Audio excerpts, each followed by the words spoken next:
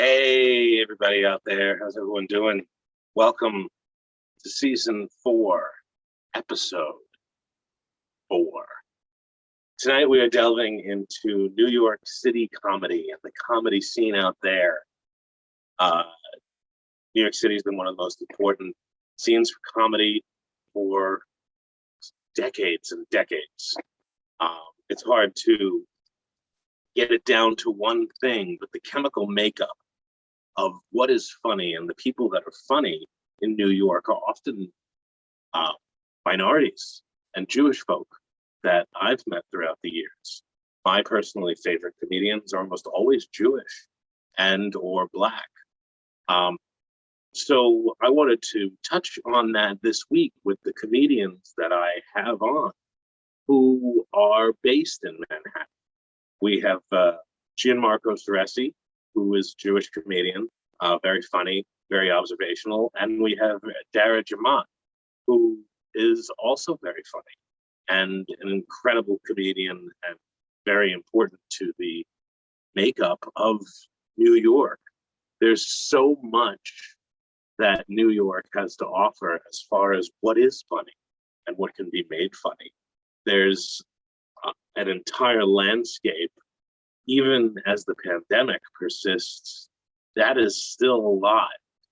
And I really thank you all for coming down to this show. We're just doing the 2 interviews this week. Millie is away out in Vegas. Hopefully she'll say hi next week. And looking forward to hearing what everyone has to say about the interviews and about New York comedy, and really looking forward to watching this episode. So thanks for checking out. Welcome back to America. And we will be back right after this commercial with an interview.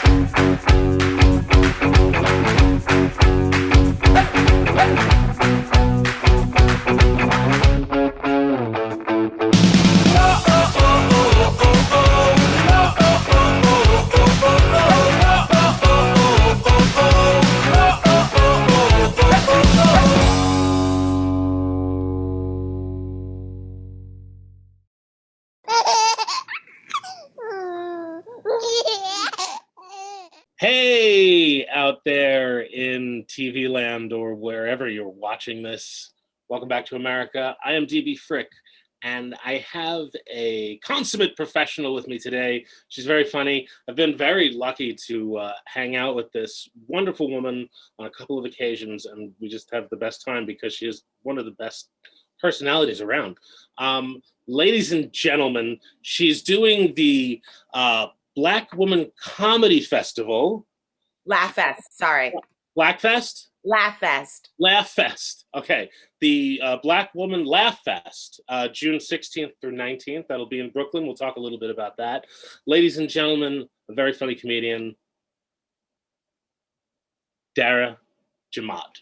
Yes, perfect. Thank you, DB Frank. Thank you for having me. Yeah, that's the most anxiety I have is even if I know someone really well, it's like, oh my God, I got to get the name right. It's like one of the so. Oh my goodness, absolutely. I host all the time, and you'll always see me right next to the stage, like practicing someone's name in my head just so I can get it right. Yeah, I don't think anyone's ever introduced me the way I asked them to in my entire, it's usually something's forgotten. I don't even expect them to remember word for word.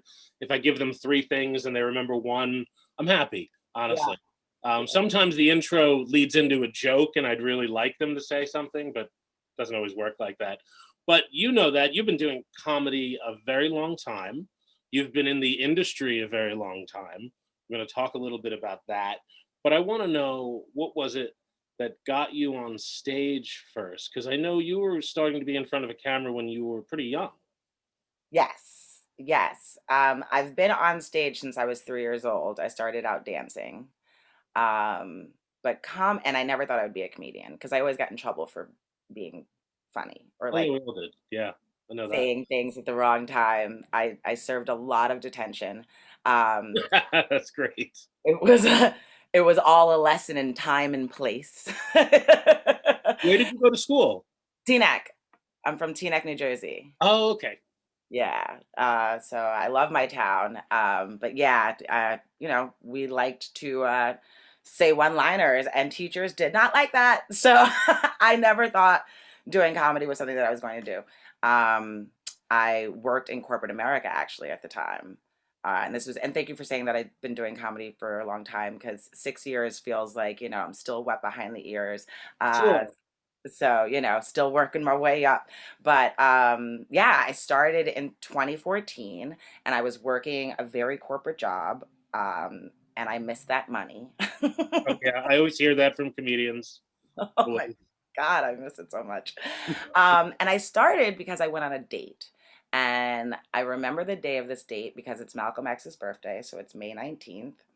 And he started off really well. We went to the Shabazz Center in Harlem, and I ended up sitting next to my date's grandmother, and next to her were Malcolm X's four daughters. Wow.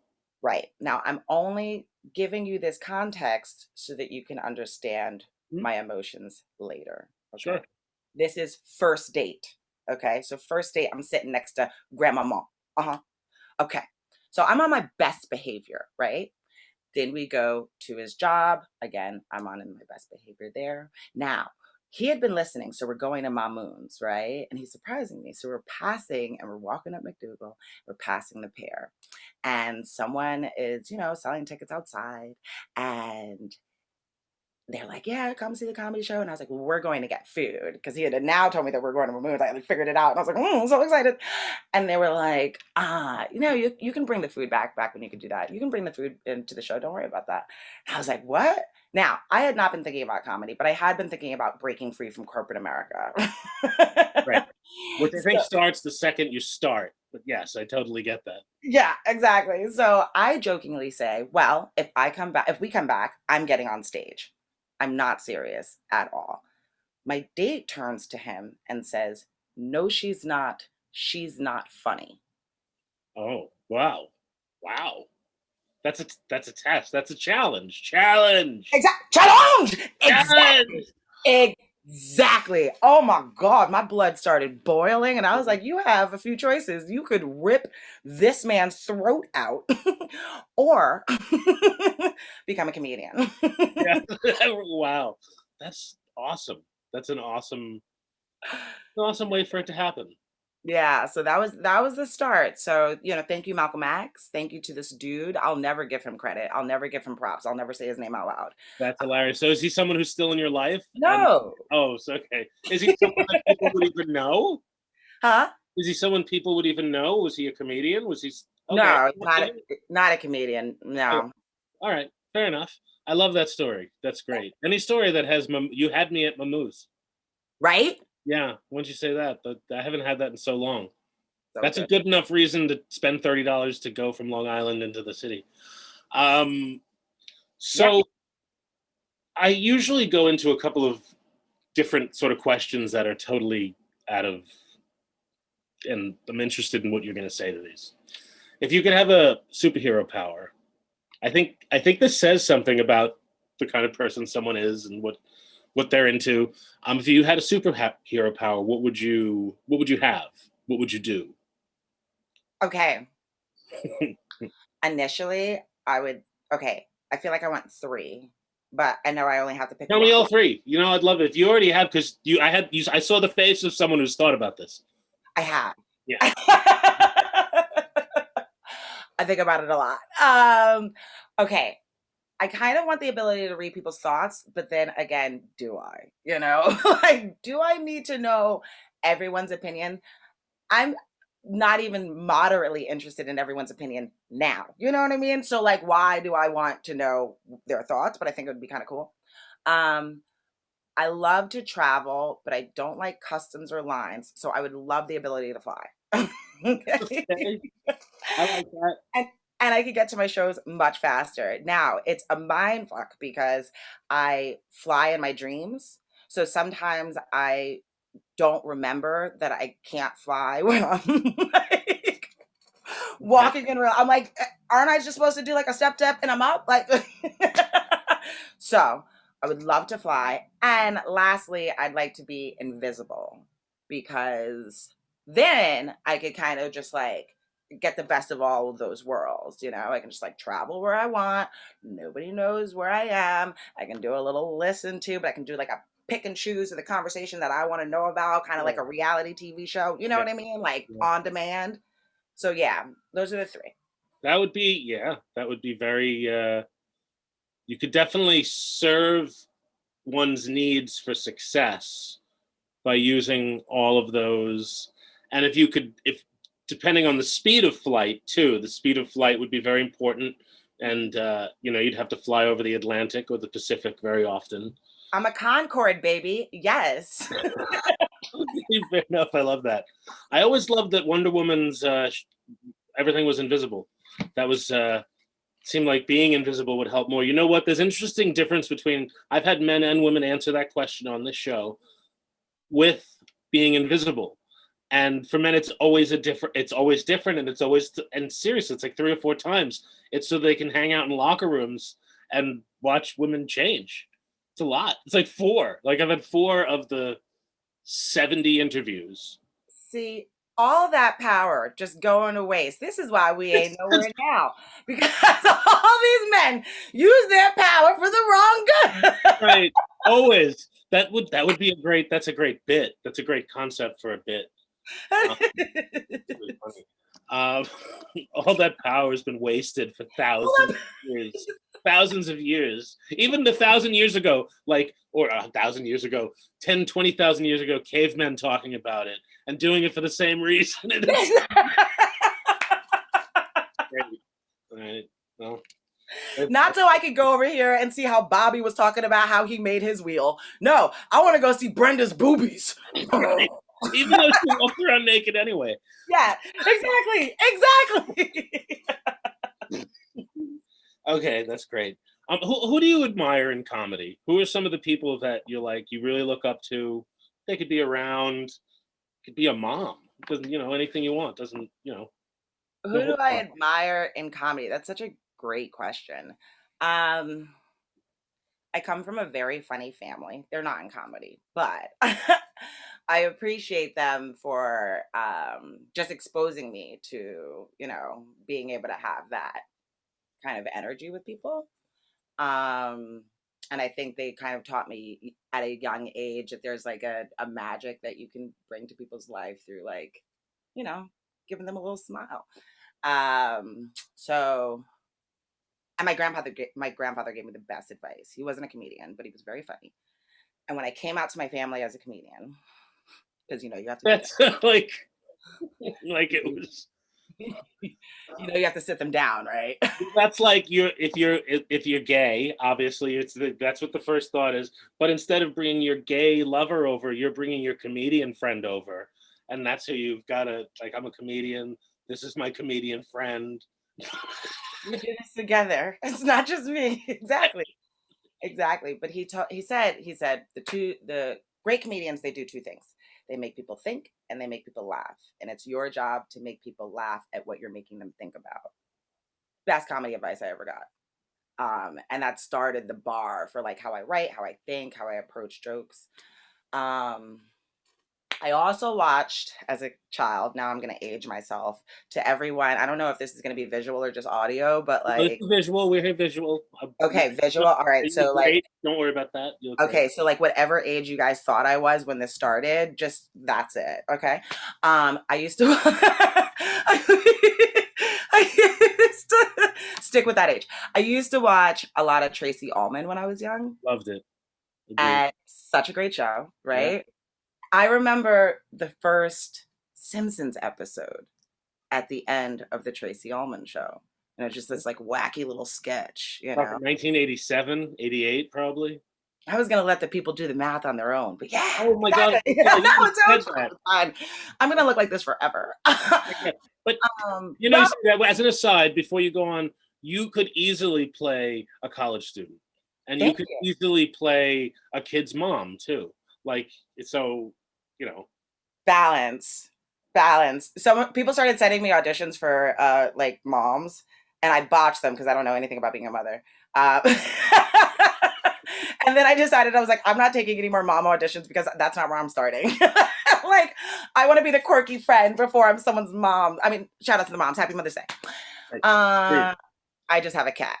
So anyway, so Tracy Ullman, Dave Chappelle, absolutely love. Um, who else? I enjoy. Oh, oh, this is my. Wait for it. Hold on. I got to meet one of my favorite people in comedy. Okay. He's no longer with us, but this picture is. Hold on. This is I so. know who I hope it is. And that's who I.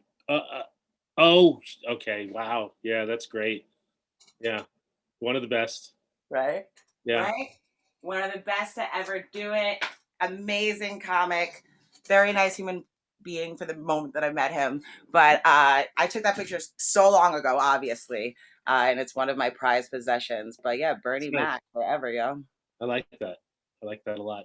You, speaking of things from a while ago, you had the, and this will give it away too, and we won't say what year this movie came out, It's fine. but you had the opportunity, and the audience can make up whatever age they want. You had the opportunity to audition for Spike Lee at one point, and that's not something very many, even people in the industry, get to do. That's not something, that's kind of amazing. So I'd love to hear a little bit about that. Yeah, my mom realized that she had a little whippersnapper on her very early in life.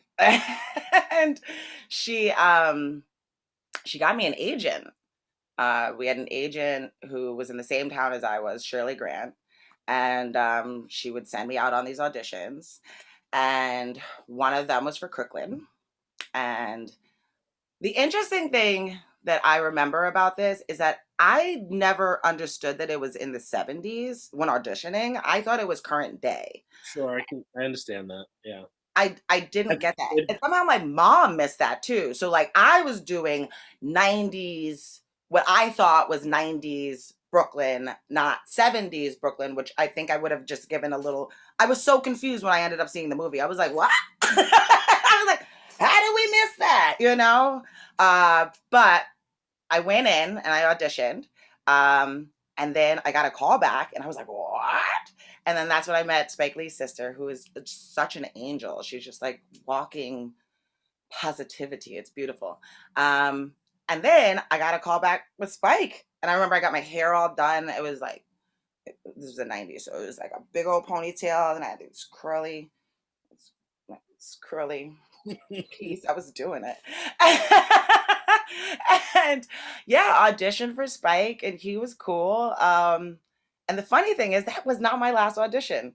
So I went out for the open call for, I mean, clearly we know that I didn't get Kirkland, like that's obvious, right? I know. So then years later, this is when I now started comedy. I went out for an audition for the open call of She's Gotta Have It.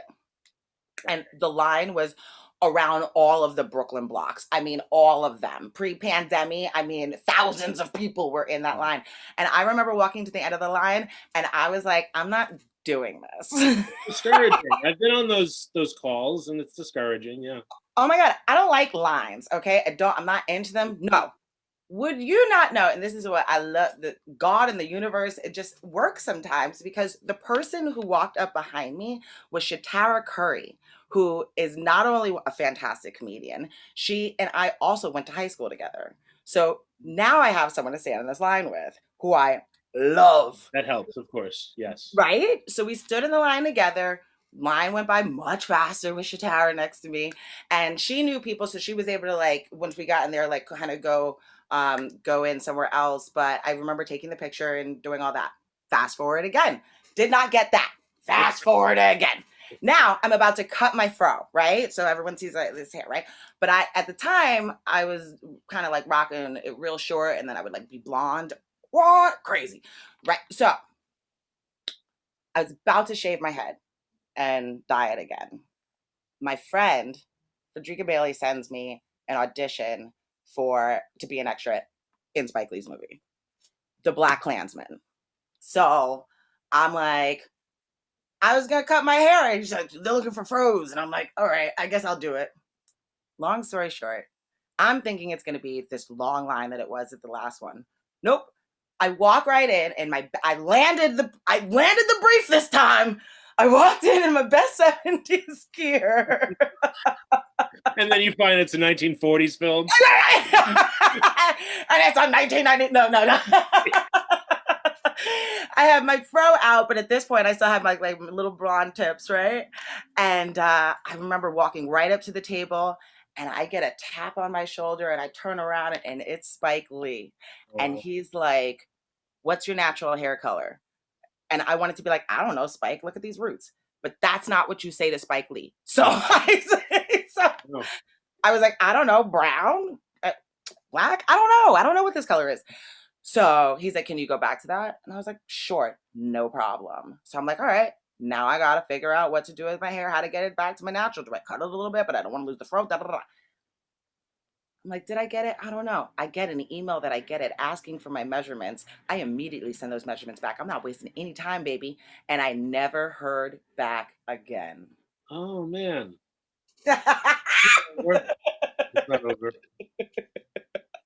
many auditions. I've Yeah. not successfully gotten any of them, but that's fine.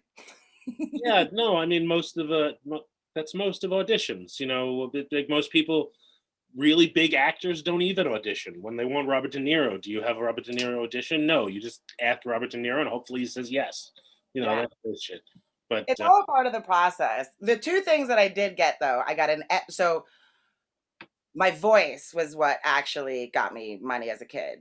I got 2 projects, I landed 2 gigs. One was an Aetna like video for their internal workings, and the other one was a PBS commercial that had a voiceover over 2 white girls' hands at a computer. And I remember being so confused in the recording session because I was like, where are my hands? And they had to explain how voiceovers worked. And I was like, yeah, I get that, but like, where are my hands? there's a commercial out right now. I think it's for an insurance company, and there's a woman in the commercial who looks so much like you that I thought it was you. At one point, I was like, "Did she get? That's awesome!" Because it would be like national commercial. You'd make hundreds of thousands, and I would imagine that if someone saw that commercial and saw you at a show, they would be like, "Oh my god!" So that's never happened. You haven't been recognized as someone in a commercial recently. I get recognized as people who people think I am all the time, but I never know who they think I am. Unless it's Andrea Coleman. And then I'm like, oh yeah. Happens? Okay, that's great. That's a good I'm like, one. you think I get that. I've walked into shows where she is and people are like, you did such a great job. And I'm like, I haven't performed yet. Right. There's a whole line, there's a whole circle of like white male comedians that look like Joe DeVito. And I've seen them on shows together, and it's like they all like 5 of them that all look alike. We wanted to anyway. I also wanted to talk about you're doing a festival. You're Yes. doing, and I want to talk about that. I mentioned when I introduced you before, and I want to hear a little more about that. Yes. So the Black Women in Comedy Laugh Fest. And I'm sorry, because I did tell you festival in the beginning, but there was a change That's fine. in the name. So I had to be responsible for that. But yes, it's Laugh Fest, Black Women in Comedy Laugh Fest. It's going to be Juneteenth weekend here in New York City. So we're going to have venues in Brooklyn, Manhattan, and also online. You can go to Black Women in Comedy Festival.com for more information. It was started by Joanna Briley. We initially had our first, the first festival was in 2019 with the expectation of having one in 2020, but we know what happened. 2020 happened. So now we're bringing it back outside, and we have a plethora of venues. It's going to be COVID safe, but if you do have any concerns, there's going to be some online shows that you can also participate, and it's going to be so much fun. We have Black women from all over the country coming, and it's going to be fantastic. The first one was amazing. I got to meet comics like Frankie French. We had Mimi Simpson. We had Ashima Franklin on. I know that now that I've started naming people, I'm going to be like, ugh! But we've watched so many participants from the festival be able to get future opportunities. Like Frankie is the reigning NBC stand-up comic. from 2019 and 2020. So we'll see what happens in 2021. But, she's killing it. And just we've had people who have been on Comedy Central since and just have gotten so many opportunities from just being in this festival and have increased their sense of community. Because as you say, a bunch of white guys, and sometimes we're the rarity, or all the time we're the rarity. So, Right. it's just nice to know that, whether or not we're the only ones on a show, that we're not the only ones, in the industry. So Right. That's it's a beautiful sentiment. And is there, before we go, thank you for coming down. This has been one of the best conversations that I've gotten to have on the show. I would use this one for an audition piece if I could, if I have the opportunity to. So yeah, do it. thank you so much for coming down to your living room. And it's been really nice to talk to you again. And I hope to see you in the next. I have a feeling that the shows that I'm going to be on, I wouldn't be surprised if we were around each other. So yeah, I know Ohani has some stuff in the summer, so I'm sure that I will see you then. Right. Yeah. He just he sent me a I picked up the phone this morning and he had like 4 dates of he's doing a street festival. He's doing I forgot the dates, but it's the weekends in June. So Yep. I picked the one around his birthday because I was like, I'd rather be around on your birthday weekend. That sounds like a good time. So maybe around then. And you rock, Dara. Where can people go to see you or look up your stuff? You can follow me. I put everything in my stories. I'm really bad at putting it on my timeline, just because I like the aesthetic of my timeline. But whatever, that's another thing. I put everything on my stories on IG at Chocolate Gem, JEM, not how you actually spell gem, JEM. We're talking about Gem and the hologram, spelling it like that. Yes, Gem and the holograms. Yes, I wanted to be the purple one. I forgot her name, but she had the purple afro and it was always sparkly. I would watch it with my cousin. I would go up the block and she liked it, so it would end up being on, and I would watch it with her. And who knew all these years later that reference would land, baby? Yeah. I could actually sing the bad guy song. I could sing, "We are the misfits. We are much better. We are the misfits, and we're gonna get her." I think that's sort of how it went. Something like that. Now that we've had that moment, I'm glad we get to end on a high note. You rock, Dara. I look forward to seeing you soon. Stay tuned after these commercials. Welcome back to America. We'll be back right after this.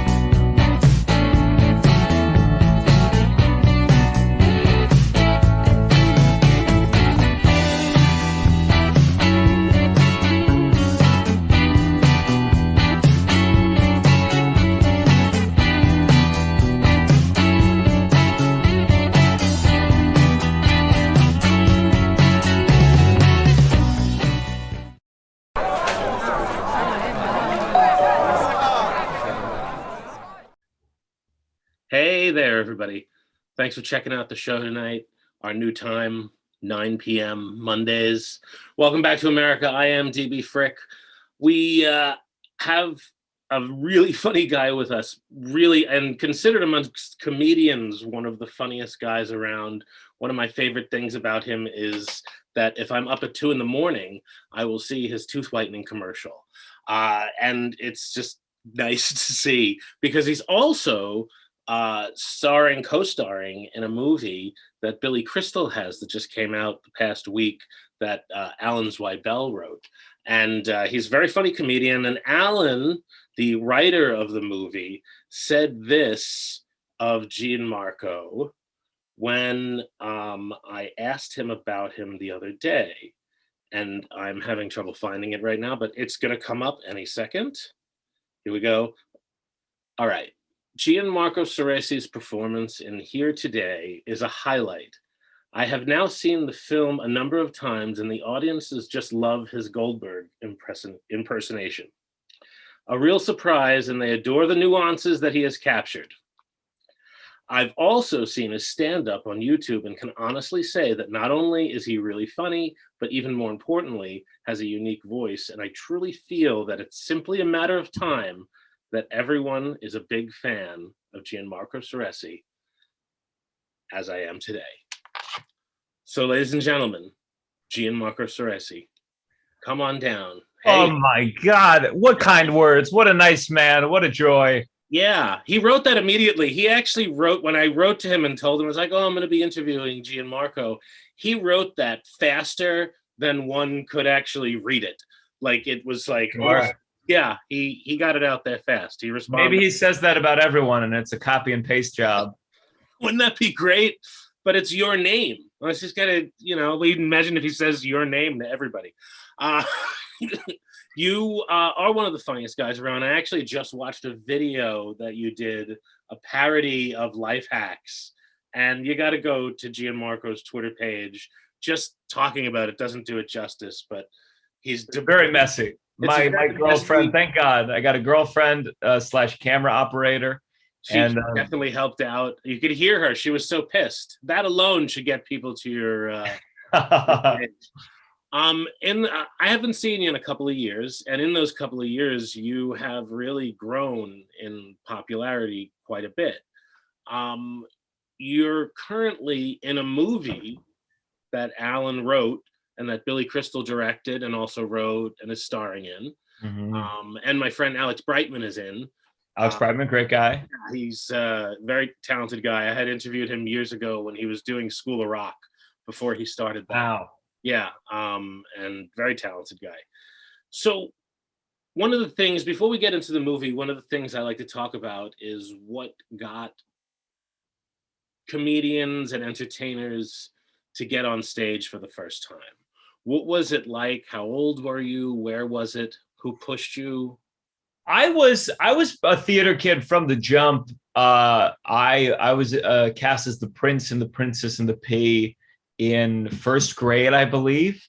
And I, at some point, I had to, there was no kissing. We were very young, but I think I said to the princess, like, I love you, or I hugged her. And then I turned to the audience, and in a moment of improv, just went, which was very popular at that age. That was like everyone was doing that.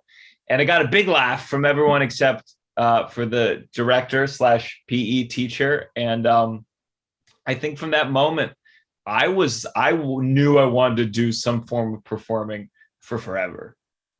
Wow. Okay. So did you go through high school and college doing theater too? High school, I was one of the big kids of the theater department.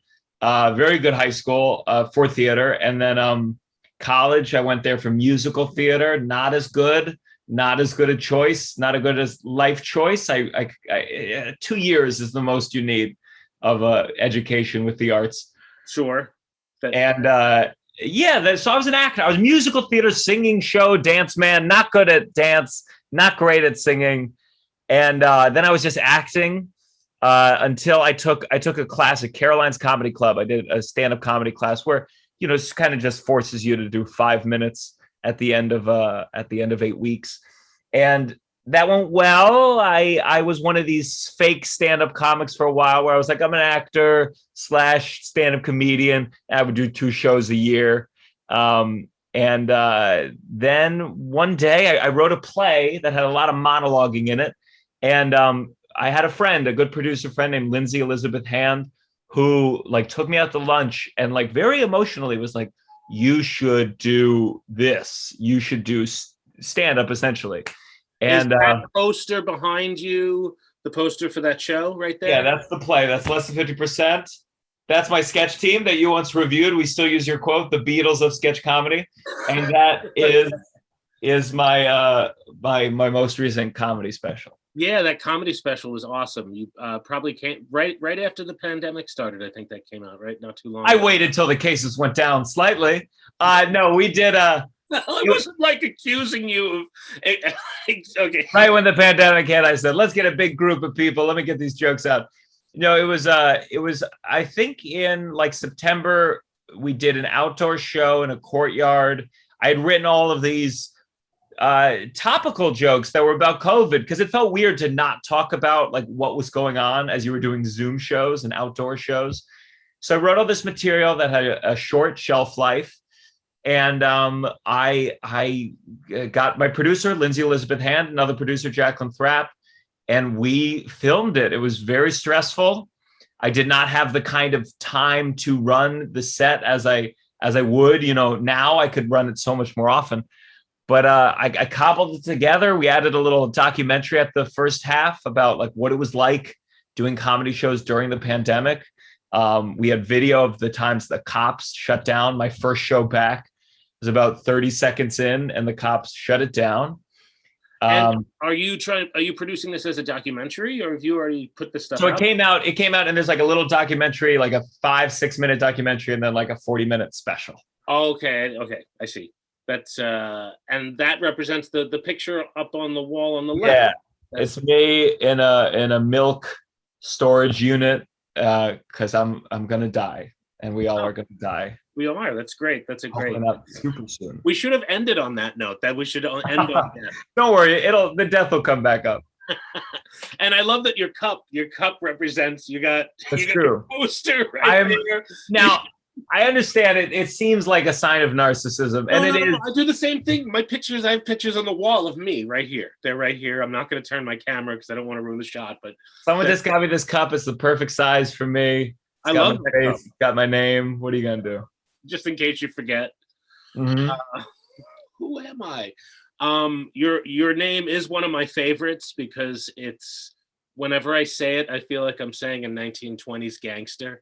Oh, that's very. Yeah, I don't know many Gianmarcos in history. We know a lot of Giannis and Giovannis. Giovanni to me feels gangster, but I think because it was actually a Pokemon character. There was like a mafia Pokemon character named Giovanni.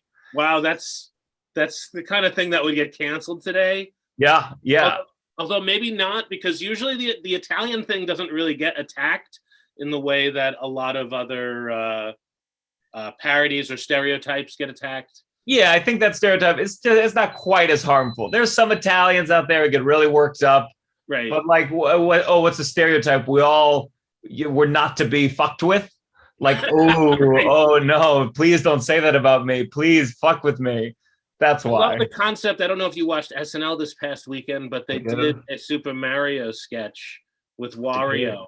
And the concept was like, I loved it. The second I saw it, it's like, oh, that's great. Wario in court and Luigi being questioned. That's funny. I didn't love the way it was executed, but I did love the idea of using that. I just thought the concept itself was really strong. I mean, I was frankly kind of surprised. I feel like those are copyright protected because you really don't see that much like borrowing universes.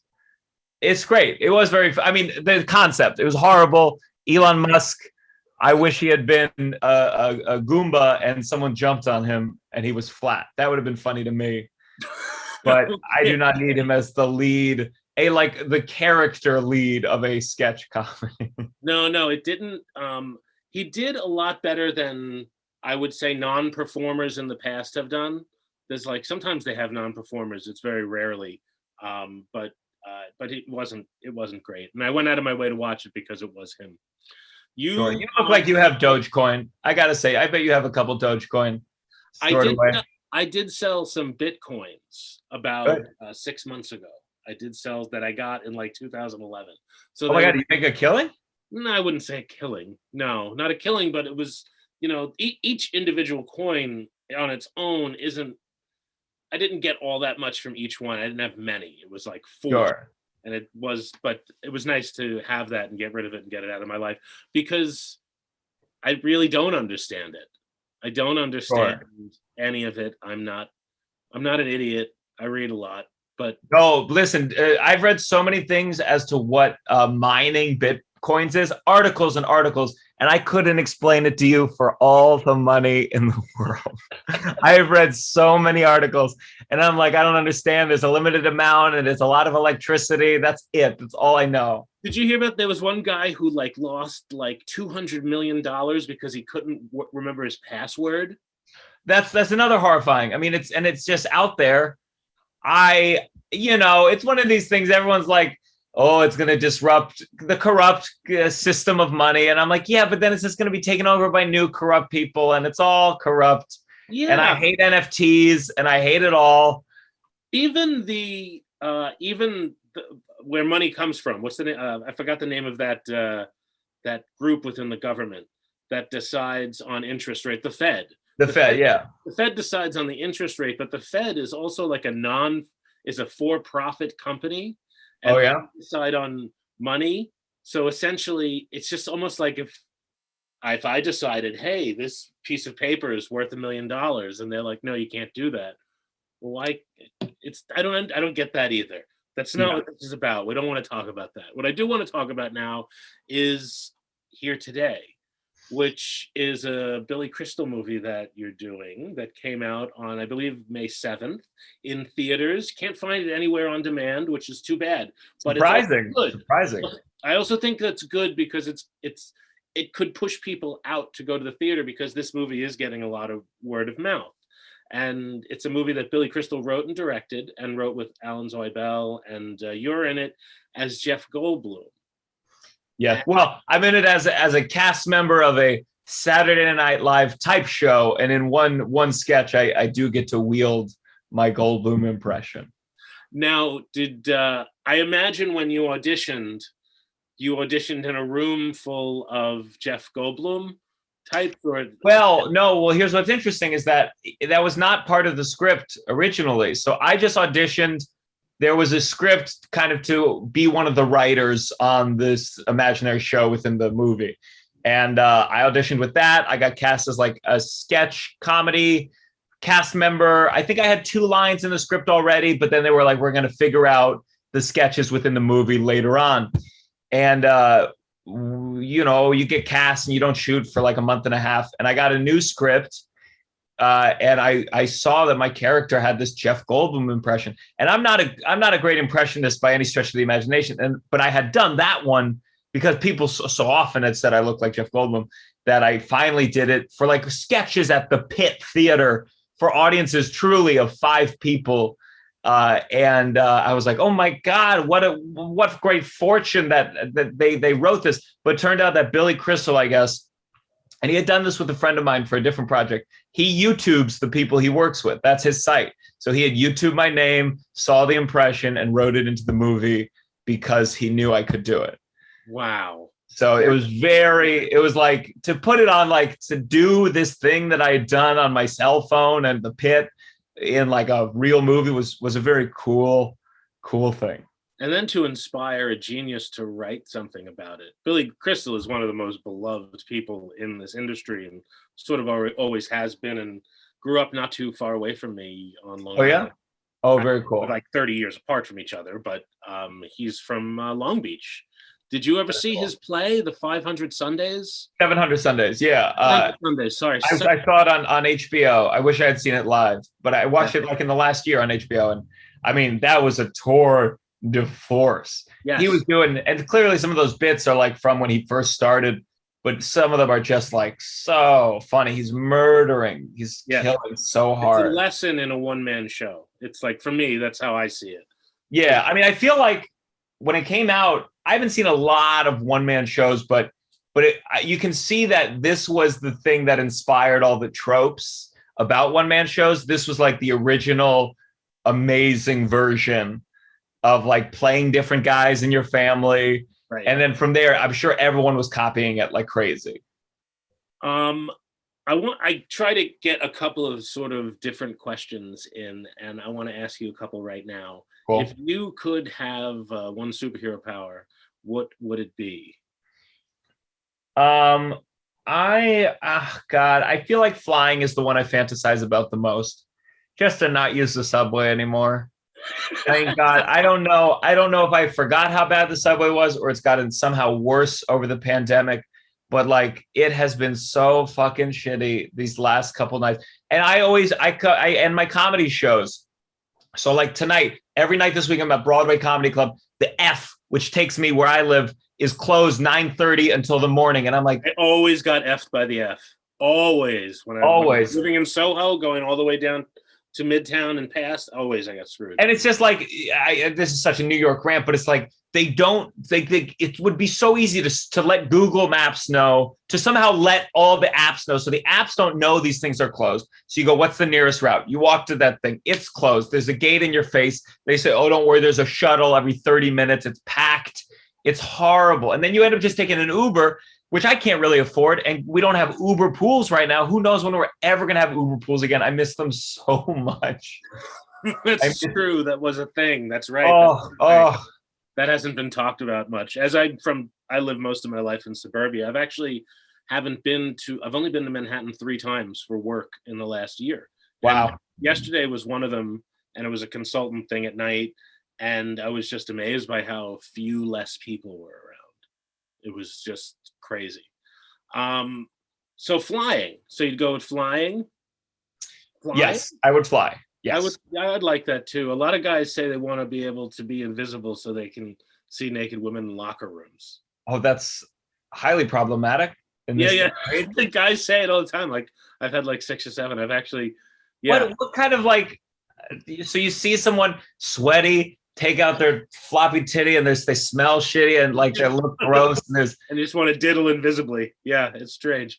And it's like, you think about how many years of wasted wishes that would be. Like humanity's been around for 20,000-30,000 years more, maybe arguably, but like that's what men have always wished for throughout our mankind's existence, is to just see women naked while they're invisible in a locker room. Mm-hmm. The other one, how about if you were on the run from the law and you had a bag of money, where would you hide it? How would you go about hiding? Now, do you ask this to everyone or just the Jewish ones? Bag of money, where would I hide it? This is now as a Shylock, where would you hide that? No, I didn't know. I asked this of half the people. Where would I hide the money if I had to be on the run? Yeah. I mean, I have a girlfriend right now, but she's also a Jew, so I don't know. I would. You've made me bad. You've made me into a bad person. Where would I hide it? I mean, I would spread it out amongst. I'm on a sketch team. I give a little piece to each member of the sketch team, and I assume 1 or 2 of them would steal it, but yeah, 2 you're gonna get caught. would be loyal. You're gonna get caught. I think you get caught. One of them is not going to have the heart to keep it, and they're going to rat you out. And it sounds like a melee. What are some of the shows you're working on now? So right now, I'm just like back on the stand-up circuit. I'm finally going back on the road. I was just in Appleton, Wisconsin, going to Spokane, Connecticut, all sorts of places. And just where do you really like to go? Where do you really like to go on when you've toured? Well, I'm still pretty new at it, so like I'm very much at a place where I'm like happy as punch to be anywhere, just to be headlining, to do an hour or more. But Appleton, Wisconsin was it was beautiful. I was there for 2 days. That seems like that's enough to do everything there is to do in Appleton, Wisconsin. I love going to Comics Mohegan Sun because it's just to go to a casino for like 2 days. Like Mohegan Sun myself, yeah. I don't gamble, so I just look at people, and a lot of strange people gambling. Yeah. I love fucking going everywhere, man. So I'm just enjoying the ride. I'm sure in a year I'll be bitter, and I'll be like, if I have to go to fucking Appleton one more time and see their one. And you're smoking. You're also smoking, and you're bitter. Yeah, I'll be smoking by then for sure. Gianmarco, thank you so much for chatting today. Of course. Had a blast. I look forward to, I'm sure our paths will cross at some point in person. I look forward to that time. And check out Here Today. Check out Gianmarco Soresi, wherever you can check him out. What are some of the places, some of your social media? Yeah, so I'm at everything. TikTok, Twitter, Instagram is at Gianmarco Soresi. It's just my full name. I'm sure it's in whatever notes you guys have, and just look that up. Makes it easy. You rock. Thanks for coming on the show. Thanks, brother. We'll be back right after this. Thanks for checking out Welcome Back to America. Check out the commercials because that's what keeps the show going, apparently. If you don't watch them, I'll get canceled. Thank you very much.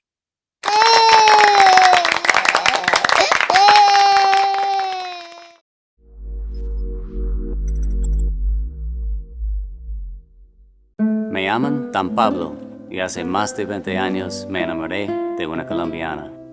Viajé a su país y conocí un estilo de café muy distinto, muy especial.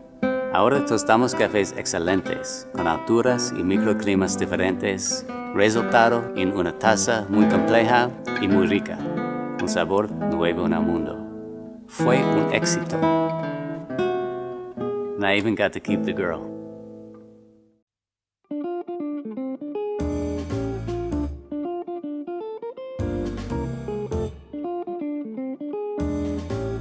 Hey, thanks for checking out Welcome Back to America this week. Learn Gianmarco Soresi and Dara Jemmott, great conversations, great interviews. Really love those two.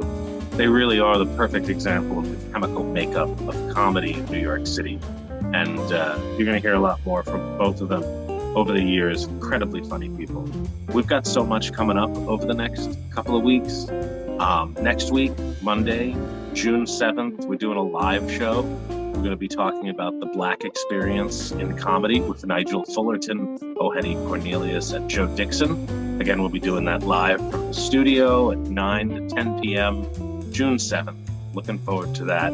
Also, on June 21st, doing a live interview with Joe Raiola of the Mad Magazine fame. He was senior editor of Mad Magazine for 27 years until Mad Magazine fell apart recently. We got that coming up. We also got the LA Experience coming up. We're talking about that. And stay tuned for all of it. Thanks for checking out Welcome Back to America every Monday night on Strong Island Television, produced at Paradise Studio with Millie Micheals and Bobby Lucera. Thank you very much for checking out the show this week. Welcome Back to America. As always, I am DB Frick. Godspeed.